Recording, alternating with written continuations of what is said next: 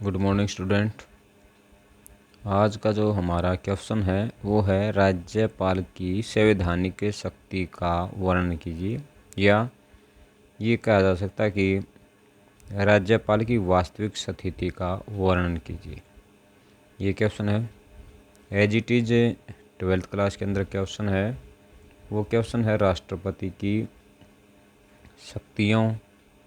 शक्ति का वर्णन कीजिए, या उसके पद की आलोचना पर नोट लिखिए, या वास्तविक स्थिति का वर्णन कीजिए। ये क्वेश्चन बिल्कुल same as it is 12th class के अंदर भी है और 11th क्लास के अंदर भी ये क्वेश्चन है। तो यहाँ पर क्या है, राज्यपाल की शक्तियों के उपयुक्त विवरण यानी जो पहले वर्णन किया गया है से स्पष्ट होता है कि, या ये कह सकते हैं राज्यपाल की शक्तियों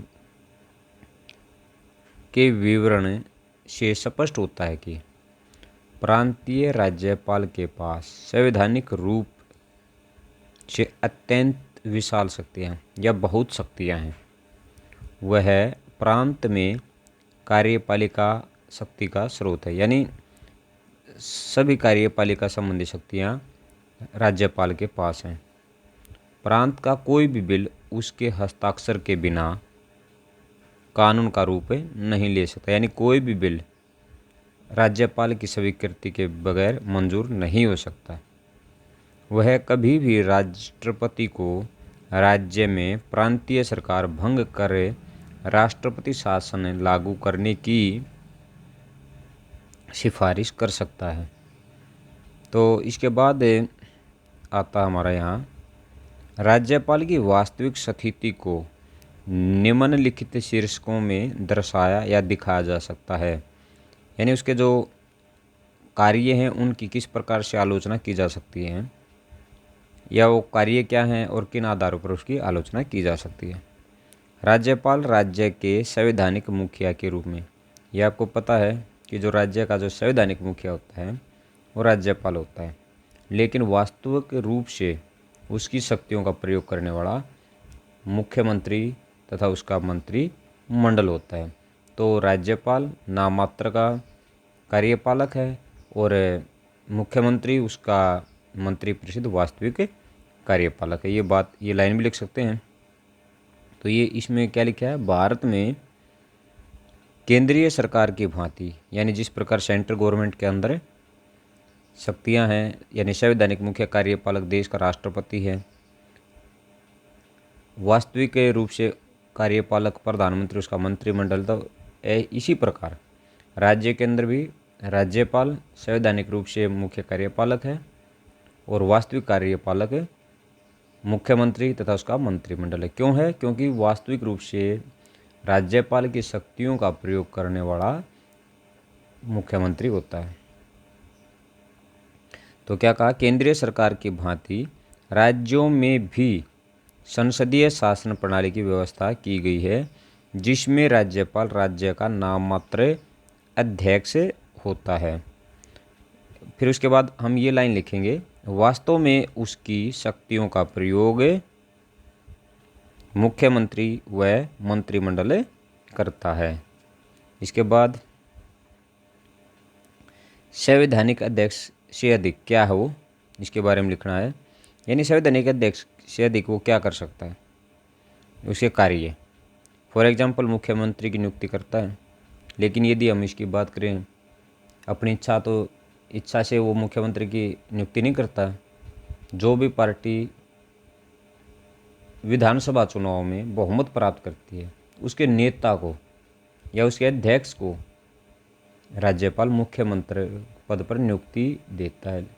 लेकिन उसकी स्वेच्छा कब होती है, जब कोई भी पार्टी विधानसभा चुनाव में बहुमत हासिल नहीं कर पाती, तो उस समय राज्यपाल अपनी इच्छा से किसी भी पार्टी के अध्यक्ष को मुख्यमंत्री के पद पर नियुक्ति प्रदान कर सकता है।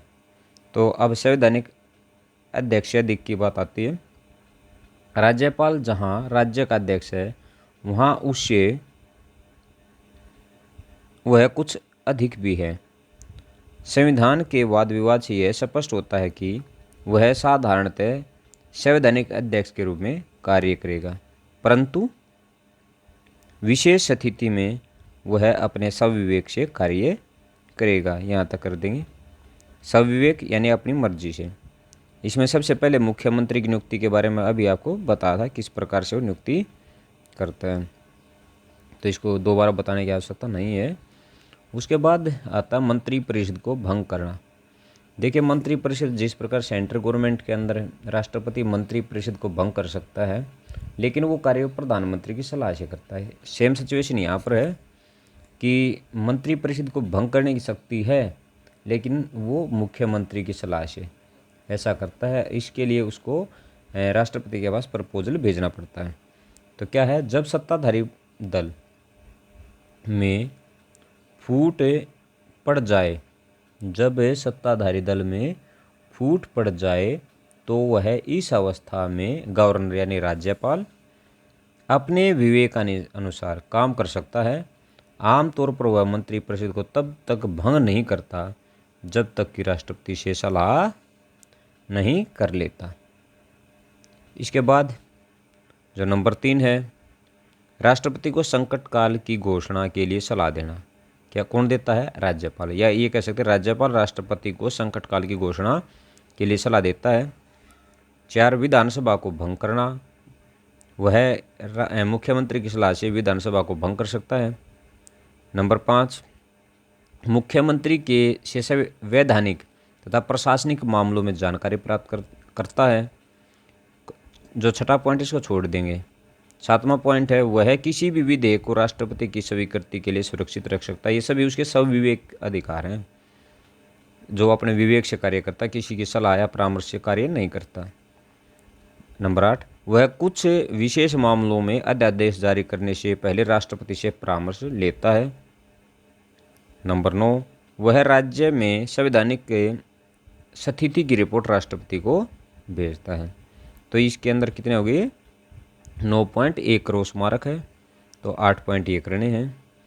इसके बाद आता है हमारा संघ सरकार के एजेंट के रूप में। एजेंट के रूप में कार्य कर दो, या एक कड़ी के रूप में कार्य करता है, एक बिचौलिए के रूप में कार्य करता है। यानी जो गतिविधियाँ उनकी जानकारी केंद्र सरकार को भेजता है या राष्ट्रपति के पास भेजता है, और राष्ट्रपति के आदेश को वो राज्य सरकार के पास पहुंचाता है। तो एजेंट के रूप में कार्य करता हो, कि बिचौलिए के रूप में कार्य करता है, या कड़ी के रूप में कार्य करता है। राष्ट्रपति द्वारा नियुक्त राज्यपाल प्रांत में केंद्र के लिए आँखों तथा कानों का कार्य करता है, परंतु वह समय समय पर प्रांतीय प्रशासन के संबंध में अपनी रिपोर्ट राष्ट्रपति को भेजता रहता है। इसी कारण कुछ लेखक तो गवर्नर को या राज्यपाल को राष्ट्रपति तथा प्रांतीय प्रशासन के बीच एक डाकघर की उपमा देते हैं। तो आपका जो ये क्वेश्चन था ये कंप्लीट होता है। कल हमारा जो क्वेश्चन होगा वो होगा राज्य में मंत्री परिषद का निर्माण कैसे होता है, उसकी शक्तियों तथा कार्यों का वर्णन कीजिए। तब तक के लिए thanks, have a good day.